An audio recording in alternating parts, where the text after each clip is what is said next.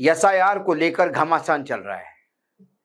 सर्वोच्च न्यायालय से लेकर रोड तक और संसद से लेकर कोर्ट तक सब जगह लड़ाई चल रही है। ऐसे में चुनाव आयोग चुनाव कैसे करवाता है, सरकारें कैसा उपयोग दुरुपयोग करती है, अपने लिए उपयोग और सिस्टम का दुरुपयोग, ये हमने कई जगह देखा।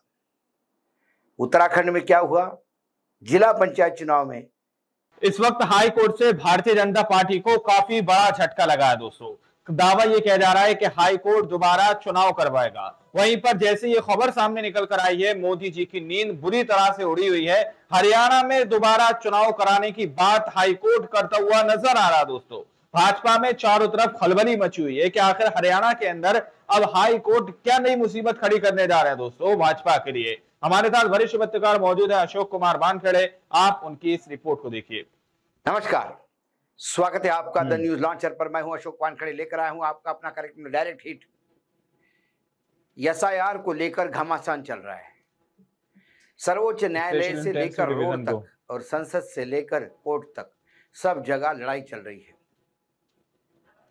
ऐसे में चुनाव आयोग चुनाव कैसे करवाता है, सरकारें कैसा उपयोग दुरुपयोग करती है, अपने लिए उपयोग और सिस्टम का दुरुपयोग, ये हमने कई जगह देखा।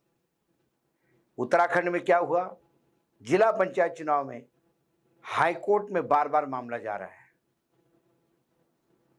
दूसरी तरफ हरियाणा के तो एक ग्राम पंचायत के सरपंच का मामला सर्वोच्च न्यायालय तक गया और वहां जाके पता पड़ा कि हारने वाला ही उम्मीदवार जीता हुआ था। यह सिस्टम है जो चुनाव हाईजैक करती है। इसीलिए चुनाव हाईजैक कराया था, मतदान चोरी, सत्ता चोरी, ये आरोप लग रहे हैं। इसी कड़ी में फिर से एक बार कोई हिट होने जा रहा है और वो है हरियाणा। हरियाणा का पूरा चुनावी सिस्टम एक बार फिर हिट होगा, क्योंकि हरियाणा में उचाना विधानसभा चुनाव के संबंध में मंगलवार को पंजाब एंड हरियाणा हाईकोर्ट में इलेक्शन पिटीशन पर सुनवाई हुई। यह सुनवाई के दौरान विधायक देवेंद्र अत्री की ओर से सीनियर एडवोकेट जो पेश हुए सत्यपाल जैन ने अगली तारीख 29 अगस्त की मांग की, जिसे हाई कोर्ट ने खारिज कर दिया। इसके बाद 28 की मांग की, कोर्ट ने उसको भी नकारा। लास्ट में अगली तारीख 26 अगस्त की दी गई है। इसके अलावा कोर्ट ने सुनवाई के दौरान कहा कि इस केस को रैंक ऑन प्रायोरिटी रखो, आप इसमें बेवजह देरी करने के तरीके अपना रहे हैं। ये जीता हुआ विधायक है जिसके खिलाफ हारा हुआ विधायक हाई कोर्ट गया। केस क्या ये भी मैं बताऊंगा, और इसका जिक्र हमने कहीं ना कहीं कल के एक कार्यक्रम में किया था कि चुनाव कितनी जगह हाईजैक होते हैं। अभी तो हम सिर्फ चुनाव की सूची पे ही एसआईआर कर रहे हैं, लेकिन कितने जगह चुनाव में घपले होते हैं। स्पेशल इंटेंसिव रिवीजन कर रहे हैं हम सिर्फ, जो अब ये आपके सामने आएगा। जस्टिस ने कहा यह पिटीशन इतिहास की सबसे जल्दी डिसाइड होने वाली इलेक्शन पिटीशन होगी। जब भी तारीख दी जाए अपना सब कुछ कैंसिल करके यहाँ आना है और आगे इसे डेली सुना जा सकता है। अगली सुनवाई 26 अगस्त को होगी। खास बात है कि ये पिटीशन केवल पोस्टल वोट की दोबारा गिनती के लिए दाखिल की गई है। जिंद जिले के उचाना विधानसभा में चुनाव हारे हुए कैंडिडेट है कांग्रेस के पूर्व सांसद ब्रिजेंद्र सिंह ने पोस्टल बैलेट की गिनती की दोबारा करने की याचिका पंजाब और हरियाणा हाईकोर्ट में दाखिल की। 1 महीने पहले हुई सुनवाई के दौरान ब्रिजेंद्र सिंह की संशोधित याचिका की एप्लीकेशन पर फैसला सुरक्षित रखते हुए देवेंद्र अत्री के वकील से जवाब मांगा गया था। देवेंद्र अत्री की तरफ से जवाब आने के बाद याचिका पर नियमित रूप से सुनवाई होगी। जस्टिस ने कहा था, हम इसे डेली सुनेंगे क्योंकि ये स्वच्छ लोकतंत्र में फैसला सही होना चाहिए और यह बात मैं नहीं, भारत का संविधान कहता है और न्यायपालिका भारत का संविधान कहता है। उचाना सीट में हुआ क्या था?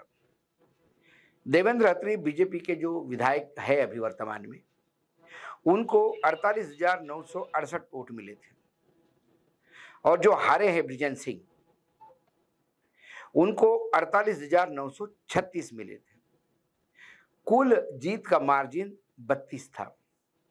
हार जीत को एक भी वोट से होती है, हमें मानते हैं, लेकिन चुनाव प्रामाणिकता से हो तो। उचाना सीट पर भाजपा के देवेंद्र अत्री मात्र 32 वोटों से जीते। मार्च 2025 में बृजेश सिंह ने हाईकोर्ट में याचिका दायर करते हुए कहा था कि जो कैंसिल या रिजेक्टेड वोट होते हैं, यदि उसका अंतर इलेक्शन की हार जीत के अंतर से ज्यादा है तो गिनती खत्म होने के बाद उन सभी कैंसल वोटों को दोबारा से जांच रिटर्निंग अधिकारी को मौके पर करनी होती है, लेकिन ऐसा नहीं हुआ। उचाना विधानसभा चुनाव में भाजपा के प्रत्याशी देवेंद्र अत्री को, जैसा कि मैंने कहा था, 48,968 वोट मिले। बृजेश सिंह को 48,936 वोट मिले। इसमें कांग्रेस प्रत्याशी 32 वोट से हार गए। इस चुनाव में ये बात बहुत ध्यान से सुनने वाली है। इस चुनाव में 400 के करीब बैलेट पेपर की काउंटिंग की गई थी। इनमें से 215 वोट त्रुटियों के कारण कैंसिल किए गए थे। 150 वोट स्कैन न होने के कारण कैंसिल किए। मार्च 2025 में दायर याचिका में बृजेश सिंह ने आरोप लगाए थे कि 150 वोट केवल इसलिए कैंसिल किए गए हैं क्योंकि पोस्टल बैलेट के लिफाफे के ऊपर जो स्कैनर था उसकी स्कैनिंग नहीं हो पा रही थी। बृजेश सिंह ने कहा कि जिन वोटों की स्कैनिंग नहीं होती है उन लिफाफों को कैसे खोलना है, इसकी भी प्रक्रिया है जो गिनती के दौरान नहीं की गई। उसी को लेकर उन्होंने कोर्ट रूम में याचिका लगाई है। उन्होंने कहा कि वोटों की जीत हार का अंतर मात्र 32 वोटों का है, इसलिए ये काउंटिंग जरूरी है। अब देखिए खेल क्या होते हैं, जो मैं कई बार आपको बताता हूं कि 32 वोटों से चुनाव हारता है। चुनाव हाईजैक कराया था पूरा। चुनाव में रिजेक्ट वोट कितने हैं? 200 से ज्यादा। इसमें 150 वोट क्यों है? कि चुनाव जो बैलेट पेपर अपना पोस्टल बैलेट जिस लिफाफे में भेजता है उसके ऊपर स्कैनर है, वो स्कैन नहीं हो सकता है स्कैनर गड़बड़ हो।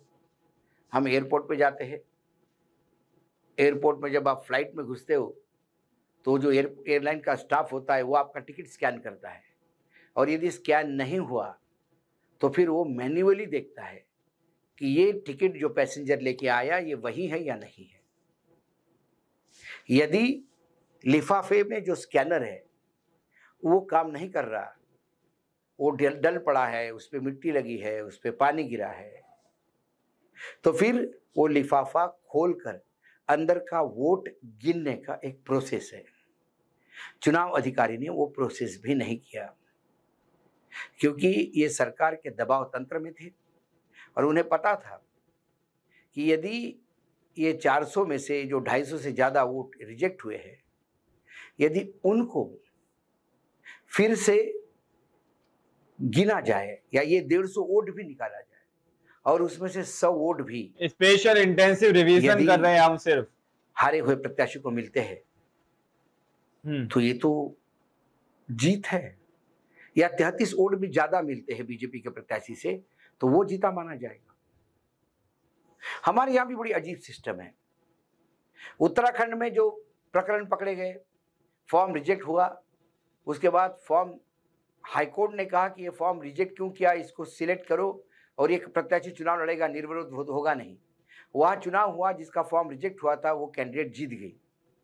ऐसे में जिसने रिजेक्ट किया उस पर कोई तो भी कानूनन कार्रवाई होनी चाहिए, तभी अधिकारियों में डर रहेगा कि ऊपर के आदेशों का पालन आंख मूंद के नहीं करेंगे। उसके बाद लोग हाईजैक हो गए 5। उसके बाद बराबरी के वोट पड़े, एक वोट कैंसिल हो गया वहां पे भी नैनीताल जिला पंचायत में, उसको टेम्परिंग किया गया है। वो जो ओवर राइटिंग कर रहा था अधिकारी, इसका ऑलरेडी वीडियो फुटेज है, ये भी दिखाई दिया गया है कोर्ट को। हर जगह अब कोर्ट क्या कहेगा, भारत का संविधान से छूटा, फिर चिट्ठी निकलेगी, वह उपाध्यक्ष को बराबरी के वोट मिले तो चिट्ठी में कांग्रेस का उपाध्यक्ष हो गया। हो सकता है बीजेपी का अध्यक्ष हो जाए, हो सकता है कांग्रेस का अध्यक्ष हो जाए, लेकिन जिसने ये किया उस दोषी अधिकारी पे कब कार्यवाही होगी, तभी चुनाव प्रणाली सुधरेगी। नहीं तो कोर्ट में केसेस का अंबार लग जाएगा, क्योंकि अधिकारियों को पता है अभी तो घपला कर दो, अभी तो फ्रॉड कर दो, एक बार इसमें से निकल जाओ, यदि लग गया तो लग गया, नहीं लग गया तो हमने तो प्रयास किया था, अब क्या करें, इसके बाद नहीं जितवा पाए। उन अधिकारी को यहाँ पर भी, जिस अधिकारी ने वो 150 लिफाफे इसलिए कैंसिल कर दिए क्योंकि वो स्कैनिंग नहीं हुआ था, उसकी जवाबदेही है। अब इसमें कोई भी जीते, लेकिन उसने तय प्रोसेस के साथ गद्दारी की। तय प्रोसेस इसलिए नहीं होने दिया क्योंकि 32 वोटों से बीजेपी का जीत रहा था और बहुत छोटा मार्जिन था। तो ये एक प्रकार से लोकतंत्र को हाईजैक करने का मामला है। ऐसे लोगों पे राष्ट्रद्रोह का मुकदमा चलना चाहिए, क्योंकि लोकतंत्र के साथ खिलवाड़, संविधान के साथ खिलवाड़, ये राष्ट्र के साथ खिलवाड़ मैं मानता हूं। ऐसे एक दो उदाहरण नहीं, चलो हरियाणा यहाँ के तो उचाना कोर्ट के ने माना, अंदर कई जगह कोर्ट कहता है कि ये चुनाव आयोग में जाइए। चुनाव आयोग में यकीनन कोर्ट जाने के पहले चुनाव आयोग में भी एप्लीकेशन लगी होगी। दोस्तों, आप लोगों ने इस रिपोर्ट को शुरू से आखिर तक देखा। वीडियो के अंदर साफ तौर पर बात की गई है कि हरियाणा के उचाना के अंदर जो प्रत्याशी हारे थे वो हाईकोर्ट गए और उन्होंने इस बात को साबित किया, इस बात को सिद्ध किया कि किस तरह से उनको हराया गया है। वीडियो के अंदर साफ तौर पर बात की गई है कि किस तरह से election commission of India, Bharatiya Janata party किस तरह से वोट को हाईजैक कर लेती है, किस तरह से अपने हैंड ओवर पूरी तरह से पूरा सिस्टम कर लिया गया है, किसी को भी हरा दिया जाए, किसी को भी गिरा दिया जाए, ये पूरी राजनीति चल रही है। अभी हाल ही में संसद के अंदर भी इसी तरह का बिल लाया गया कि किसी की भी सरकार को, किसी भी सीएम को पकड़कर उसकी सरकार गिराई जा सकती है।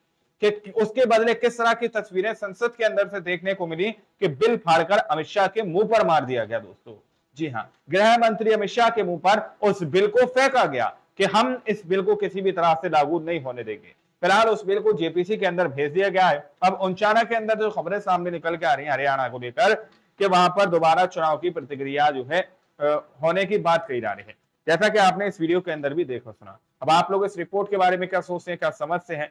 क्या वाकई में हरियाणा के कुछ ऐसी जगहें हैं हरियाणा के अंदर जहां पर इस तरह से चुनाव हुए होंगे कि किसी जो जीतने वाला उसको हराया गया या हारने वाले को जिताया गया? क्या आप लोग इस मामले से इत्तेफाक रखते हैं? कमेंट में जरूर बताइएगा। मिलता है अगली वीडियो में, जब तक के लिए जय हिंद, जय भारत।